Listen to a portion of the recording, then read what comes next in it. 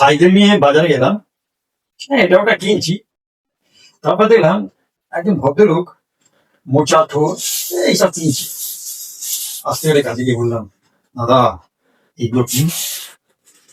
বললো, এইগুলো তো মোচা থোর, দেখছেন না? আরে এইগুলো নিশ্চয়ই কিছু উপকার আছে। বলে বাবা, উপকার মানে সাংঘাতিক, আয়রন ক্যালসিয়াম ভিটামিনে ভরপুর। আমি বললাম, তাই নাকি? বললো, হ্যাঁ, জানেন না?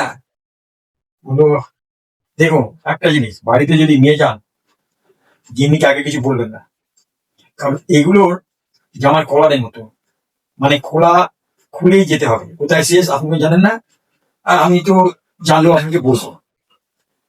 তাহলে বলছেন নিয়ে যাবো, আর নিয়ে যান। তা বললাম, এই যে ঠাকুমা, দাও দুটো মোচা, দাও তো। দুটো মোচা নিয়ে বাড়িতে ঢুকলাম। দিনি দিনি, শুনছো? হ্যাঁ, কি বলছো গো?